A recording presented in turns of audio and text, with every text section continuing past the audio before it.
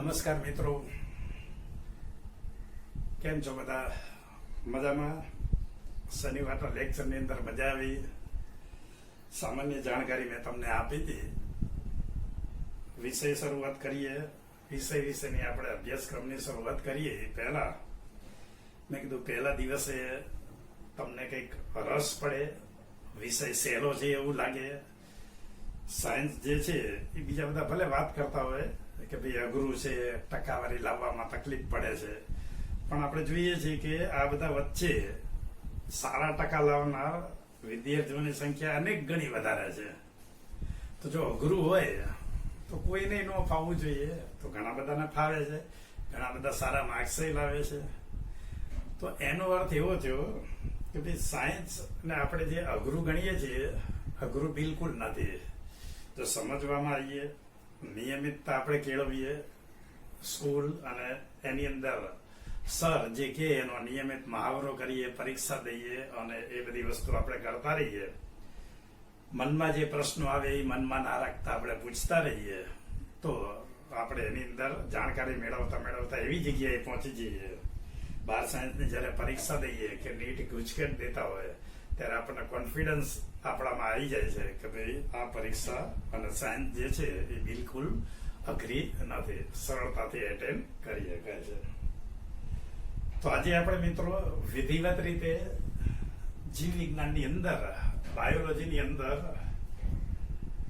આપણા 11 સાયન્સના અભ્યાસક્રમથી શરૂઆત કરીએ છીએ.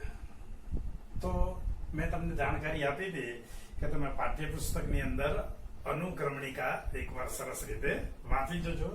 આજે આપણે અનુક્રમણિકામાં પ્રકરણ નંબર 1 થી શરૂ કરીને 22 નંબરના જે પ્રકરણ છે એના વિશે આપણે જાણકારી મેળવવાની છે. તો મિત્રો 11 સાયન્સની અંદર પાઠ્યપુસ્તકની અંદર તમે અનુક્રમણિકા જોશો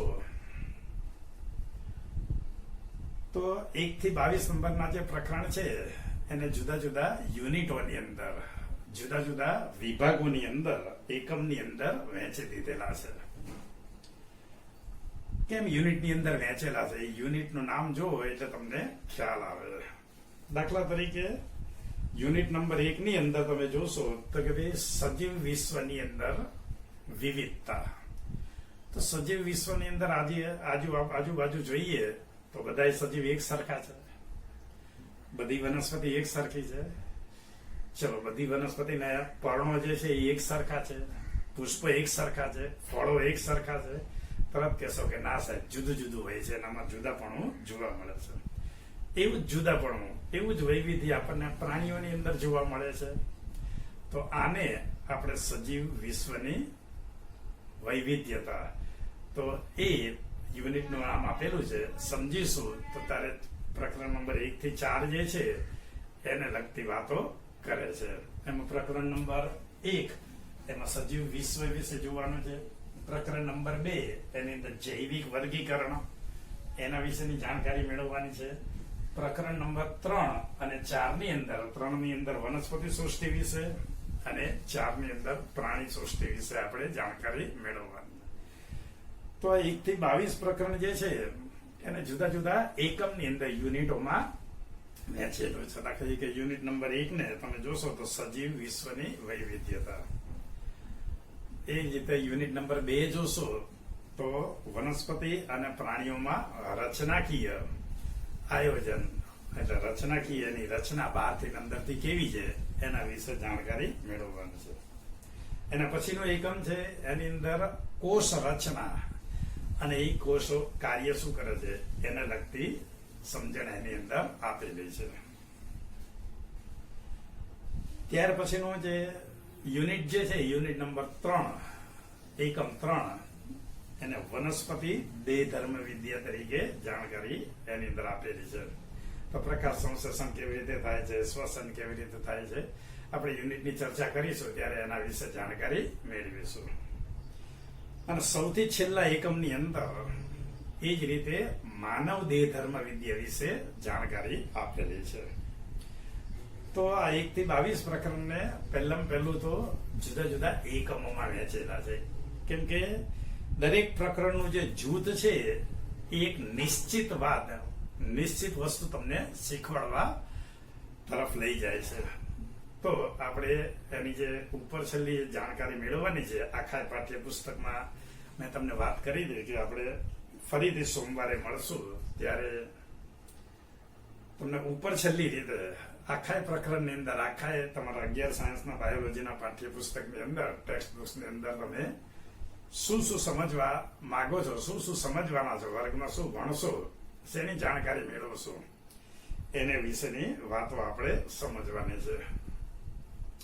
તો એ સમજીએ પહેલા તમને પહેલેથી જો ખ્યાલ હોય કે આટલી વસ્તુ એની અંદર ભણવાની છે, સમજવાની છે, તો તમને ખ્યાલ આવી જાય, રસ પડે તો તમે પ્રકરણ વાંચશો, આકૃતિ જોશો, એની અંદરનું વર્ણન ભલે તમને થોડું ઘણું સમજાય, થોડું ઘણું ના સમજાય, પણ કુતૂહલ વશ જોશો તો તમને બાયોલોજીની અંદર રસ પડશે, અને રસ પડશે તો તમને ભણવાની અંદર મજા આવશે. મારું બાયોલોજીનું લેક્ચર તમે ભણતા હશો તો તમે જેમ કેમ ડિસ્કવરી, જ્યોગ્રાફી સ્પેશિયલ એવી વાઇલ્ડ લાઈફની જે લગતા જે ટીવી ચેનલો છે એ તમે જોતા હોય ત્યારે કલાક સુધી જોવાની મજા આવે છે. જંગલનું દ્રશ્ય હોય, જુદા પ્રાણીઓ હોય, એક પ્રાણી બીજા પ્રાણીનો શિકાર કરે, એ પ્રાણીની અંદર વિવિધતા કેવી છે, એની અંદર ખાસ રચના શું કરેલી છે, કઈ રીતે શિકારને શોધે છે, કઈ રીતે દુશ્મનથી બચે છે, તો આ બધી જાણકારી તમે ડિસ્કવરી, જ્યોગ્રાફી સ્પેશિયલ જો ચેનલ જોતા હશો તમને ખ્યાલ આવી જશે. તો એ જે છે તમે જોવો છો એ સજીવ વિશ્વમાં વિવિધતા તમે જોવો છો. તો જોતા ના હોય તો બીજી બધી સિરિયલ મૂકી અને થોડો ટાઈમ શરૂઆતમાં રસ પડે ત્યાં સુધી તમે ડિસ્કવરીની અંદર કે જ્યોગ્રાફી સ્પેશિયલની અંદર કે બીજી કોઈ એનિમલ પ્લેનેટ હોય કે આવી ચેનલની અંદર તમે આપણા જીવ વિજ્ઞાન વિશેની જે અલગ જે આની અંદર આવતા હોય તમે જોજો તો તમને વધારે રસ પડશે. તો આપણે કીધું એમ અભ્યાસક્રમ આપણો યુનિટોમાં વહેંચેલો છે. પ્રથમ યુનિટને કીધું છે સજીવ વિશ્વમાં વિવિધતા, અને એની અંદર 4 પ્રકરણનો સમાવેશ થાય છે. તો આ વિવિધતા શું છે મિત્રો? તો આજથી આપણે અભ્યાસની શરૂઆત કરીએ છીએ એટલે બરાબર તમે સમજી લેજો કે ભાઈ સજીવ વિશ્વની વિવિધતા મેં તમને સમજાયું. વનસ્પતિ અલગ આકાર કદની હોય છે, કોઈક નાના છોડ સ્વરૂપે હોય છે, કોઈક મોટા તોતિંગ વૃક્ષ સ્વરૂપે હોય છે, કોઈક વેલા સ્વરૂપે હોય છે, કોકનું થડ બહુ જાડું હોય છે તો કોકનું પ્રકાંડ બહુ પાતળું હોય છે. તમને જાણીને નવાઈ લાગશે મિત્રો કે લેમના નામની જે વનસ્પતિ જે છે એ તો એટલી બધી સૂક્ષ્મ છે કે તળાવની અંદર તમે મસ્ત લીલ જે બાજી ગયેલી હોય અને તમે આંગળી લેશો તો એની પર ખસખસના દાણા જેવા દાણા ચોંટી જશે. એમાંનો દરેક દાણો એ સંપૂર્ણ વનસ્પતિ છે. એમાં પ્રકાંડ છે, પુષ્પ છે, ફળ છે, મૂળ છે, પણ એનું સ્વરૂપ કેટલું બધું નાનું હોય છે, એક રઈના દાણા જેવું હોય છે. તો એની સામે મોટા તોતિંગ વૃક્ષો જુઓ ત્યારે આપણને નવાઈ લાગે કે કેટલી બધી વિવિધતા રહેલી છે. તો એને લગતી જાણકારી આપણે મેળવવાની છે. બરાબર મિત્રો? હવે આપણે પ્રકરણ નંબર 1 થી 4 યુનિટ નંબર 1 ની ચર્ચા કરીએ એ પહેલા એની અંદર શું ભણવાનું છે. મેં તમને કીધું વનસ્પતિમાં વિવિધતા છે, પ્રાણીઓમાં છે, સૂક્ષ્મ જીવોનું તો આખું જે સૃષ્ટિ છે એનો અત્યારે આપણે અનુભવ કરી રહ્યા છીએ. સૂક્ષ્મ જીવની અંદર જેમાં જીવમાં ભલે સમાવેશ ન થતો હોય પણ વાયરસની ચર્ચા ચારે બાજુ ચાલે છે. કોરોના વાયરસ, કોરોનાની મહામારી છે. એના લીધે મુશ્કેલી એ છે કે હું અને તમે આજે સામે નથી. ડિજિટલ માધ્યમથી મારે ભણાવવું પડે છે, ડિજિટલ માધ્યમથી તમારે સમજવું પડે છે. પણ કઈ વાંધો નહીં, જે સમસ્યા જેવી આપણે મુશ્કેલી ઊભી થાય એની વચ્ચેથી રસ્તો કાઢીએ. આપણે સતત દોડ્યા કરવું, આપણે સતત ભણ્યા કરવું અને ચેલેન્જને અથવા કોઈ પણ મુશ્કેલીને એક ચેલેન્જ સ્વરૂપે સ્વીકારવી એ આપણો ધર્મ આપણે સ્વીકારીએ અને આપણે એ રીતે આગળ વધીએ છીએ. તો હવે યુનિટ નંબર 1 ની ચર્ચા કરીએ તો એમાં શું કહેવા માંગે છે. તો તમારા નાના ભાઈ બહેન હોય કે ઘણી વાર ઘરની અંદર મોટા વૃદ્ધ હોય તો તમને ઘણી વાર આવો પ્રશ્ન પૂછ્યો હશે કે ભાઈ મરઘી પહેલા કે ઈંડું પહેલા? તમે તરત મૂંઝાઈ જશો. જો મરઘી કહેશો તો એ તમને જવાબ આપશે કે ઈંડા વગર મરઘી ક્યાંથી આવે. તમે ઈંડું કહેશો તો એમ કહેશે કે ભાઈ મરઘી વગર ઈંડું કોણ આપે, તો તમે જવાબ નહીં આપી શકો. હવે મરઘી પહેલા કે ઈંડું પહેલા આવો પ્રશ્ન થાય, એવું નવું સૃષ્ટિની અંદર તમે જોતા હશો તો તમને દાખલા તરીકે આંબાનું વૃક્ષ જુઓ તો તમને ખ્યાલ આવી જાય કે ભાઈ પહેલવેલનો આંબો કેવી રીતે બન્યો હશે. પીપળાનું વૃક્ષ જુઓ તો પહેલવેલનો પીપળો કેવી રીતે બન્યો હશે. માણસ તરફ નજર નાખો તો પહેલવેલનો માણસ કેવી રીતે બન્યો હશે, કેવો હશે, ક્યાં બન્યો હશે. એ રીતે નાના સજીવમાં મકોડો જુઓ, ગરોળી જુઓ, બીજા બધા પ્રાણીઓ જુઓ, તો પુખ્ત વયે પ્રજનનના કારણે નવા સજીવને જન્મ આવે છે. એ ગુણ આપણને ખ્યાલ છે, પણ એનો પહેલો સભ્ય પૃથ્વી પર કેવી રીતે આવ્યો, આ પ્રશ્ન આપણને મનમાં થાય. અને એનો જવાબ મેળવવો કેમ જરૂરી છે? આપણે શેના વિશે ભણીએ છીએ મિત્રો? જીવ વિજ્ઞાન, બાયોલોજી. તો કેવું વિજ્ઞાન છે કે જે જીવો સાથે જોડાયેલી છે, સજીવો સાથે જોડાયેલું છે. હવે સજીવોનું વિજ્ઞાન આપણે સમજવું હોય, એના વિશેની જાણકારી મેળવવી હોય તો સજીવ એટલે શું, કેવી રીતે સર્જાયો એ આપણને ખબર ન હોય તો એના વિશે જાણકારી અધૂરી કહેવાય. એટલે પ્રકરણ નંબર 1 ની અંદર મરઘી પહેલા કે ઈંડું પહેલા એવા ટાઈપના પ્રશ્નનો જવાબ આપેલો છે. આ બધી સજીવ સૃષ્ટિ તમે આજુબાજુ જોવો છો કઈ રીતે સર્જે એ તમને ખ્યાલ આવશે. ટૂંકમાં અત્યારે મારે તમને કહેવું હોય, મેં તમને કીધું તો નોટ પેન લઈને નોંધજો, દરેક પીરિયડની અંદર તમને કંઈક નવું જાણવા મળશે.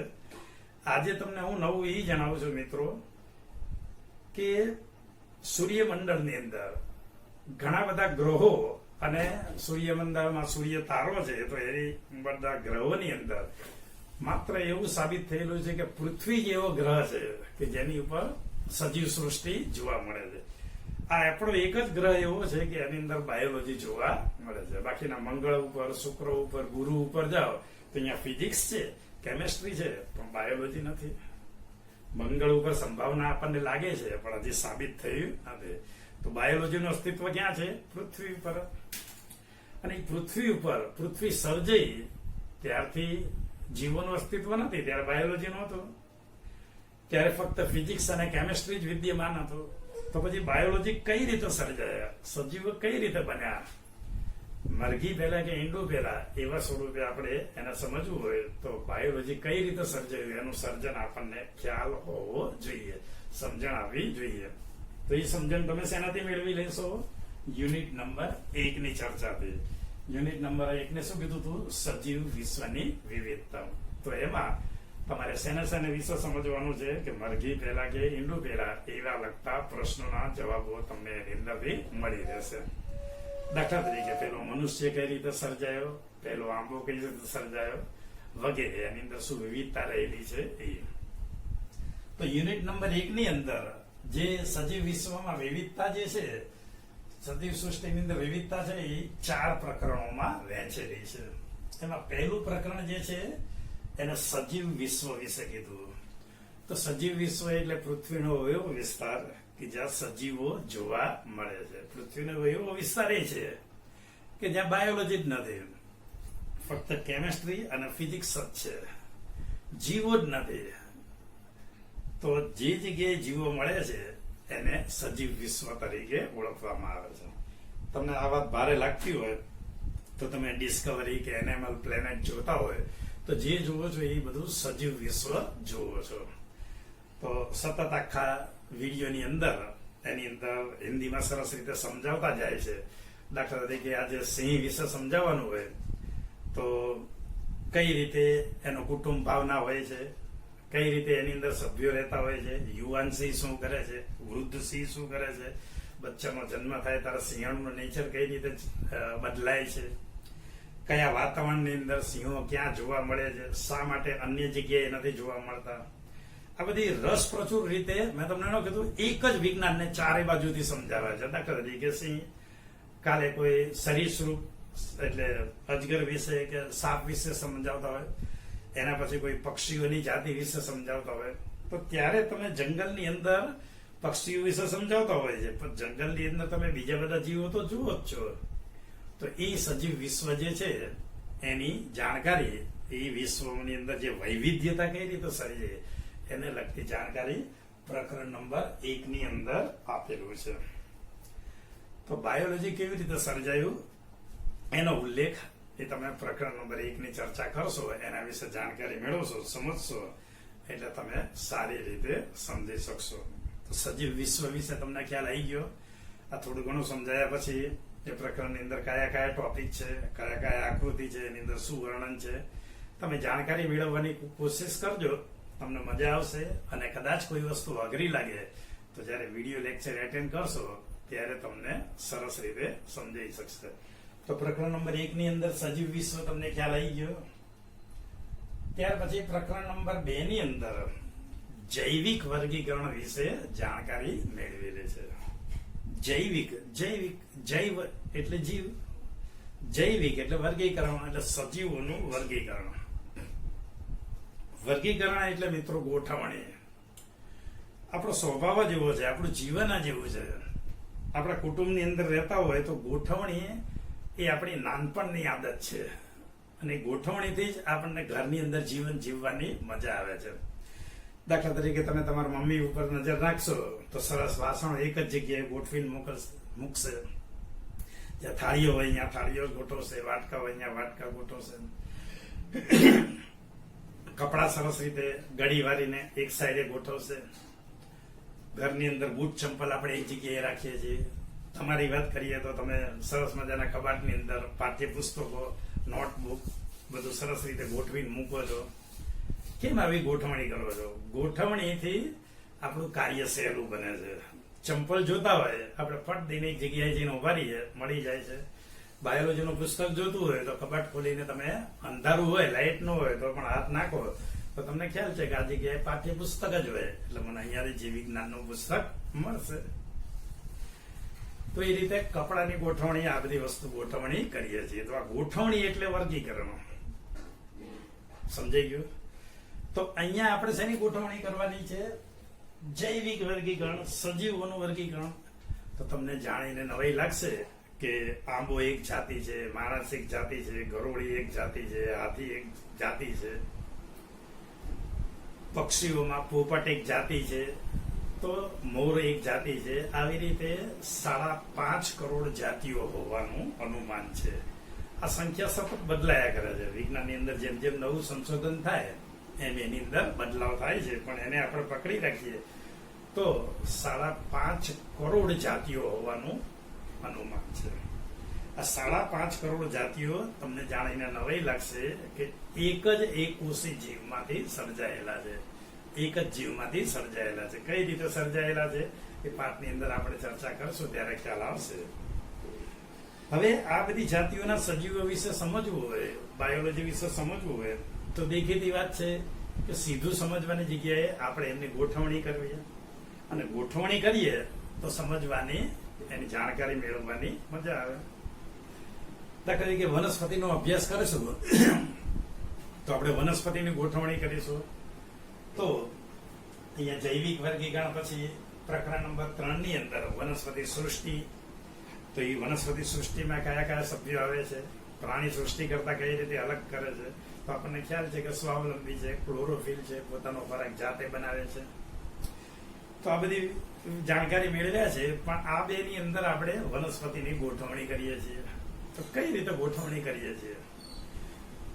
તો સજીવોની અંદર પેલા ગોઠવીએ આપણે, એના વિશે જાણકારી મેળવીએ. વનસ્પતિને એ પેલા ગોઠવણી કરે છે, એટલે કે સપુષ્પ વનસ્પતિ, અપુષ્પ વનસ્પતિ. હવે તમને શબ્દો ઉપરથી જ ખ્યાલ આવી જાય. સપુષ્પ વનસ્પતિ એટલે કેવી વનસ્પતિનો અભ્યાસ કરીશું કે જેની અંદર પુષ્પ સર્જાય છે. અપુષ્પ વનસ્પતિ એટલે શેની અંદર આપણે અભ્યાસ કરીશું કે જેની અંદર બધું સર્જાય છે, પણ જીવન દરમિયાન ક્યારેય પુષ્પો સર્જાતા નથી. હવે અપુષ્પ વનસ્પતિ છે એમાં પણ ઘણા બધા સભ્યો છે, ઘણી બધી જાતિઓનો સમાવેશ થાય છે. તો પાછું એનું વર્ગીકરણ કરવું પડે. તો આપણે એની અંદર એકાંગી, દ્વિઅંગી, ત્રિઅંગી, અને એકાંગીની અંદર છે સાયઝોફાયટા છે, ફૂગ છે, લીલ છે, લાઇકેન છે. આવા બધા સભ્યો વર્ગીકરણ કરીને આપણે જાણકારી મેળવીએ. એ રીતે સપુષ્પ વિસ્તાર છે એને આપણે અનાવૃત બીજધારી, આવૃત બીજધારી. તો અનાવૃત બીજધારી એટલે શું કે જેના બીજ ખુલ્લા હોય છે. આવૃત બીજધારી એટલે જેના બીજ ફળની અંદર ઢંકાયેલા હોય છે. દાખલા તરીકે સફરજન, દાખલા તરીકે લીંબુ. તો બીજ અંદરની સાઈડમાં હોય છે તો લીંબુ ને સફરજન કેવી વનસ્પતિ થઈ? આવૃત બીજધારી વનસ્પતિ. પણ સાયકસ, ઓરોકેરિયા આ બધી વનસ્પતિના બીજ ખુલ્લા હોય છે એટલે એનો સમાવેશ કેવો થાય છે? અનાવૃત બીજધારી. તો આ રીતે ગોઠવણી કરી અને એની જાણકારી મેળવવા માટેનું પ્રકરણ છે તેને વનસ્પતિ સૃષ્ટિ તરીકે ઓળખીએ છીએ. તો જૈવિક વર્ગીકરણ એટલે સજીવોને કયા નિયમ અનુસાર ગોઠવવામાં આવે છે, એની ગોઠવણીમાં કયા કયા વસ્તુ ધ્યાનમાં રાખવામાં આવે છે, તે નિયમો આંતરરાષ્ટ્રીય ફિક્સ હોય છે. તો એની જાણકારી તમને એ પ્રકરણ દરમિયાન આપણે અભ્યાસ કરશો આગળ, એટલે હું તમને સમજાવીશ, તમને સારી રીતે સમજાઈ જશે. હવે જે રીતે પ્રકરણ નંબર 3 ની અંદર આપણે વનસ્પતિ સૃષ્ટિનું વર્ગીકરણ સમજાયું, સપુષ્પ, પુષ્પ, એ જ રીતે પ્રકરણ નંબર 4 ની અંદર મિત્રો પ્રાણી સૃષ્ટિ વિશે જાણકારી આપેલી છે. શેના વિશે જાણકારી આપેલી છે? પ્રાણી સૃષ્ટિ વિશે જાણકારી આપેલી છે.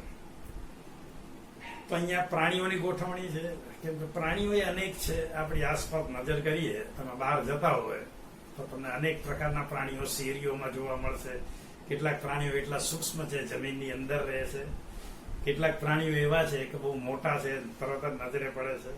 તો એની અંદર વિવિધતા જે છે એ બહાર તમે જુઓ છો. પક્ષીઓ અલગ અલગ પ્રકારના હોય છે.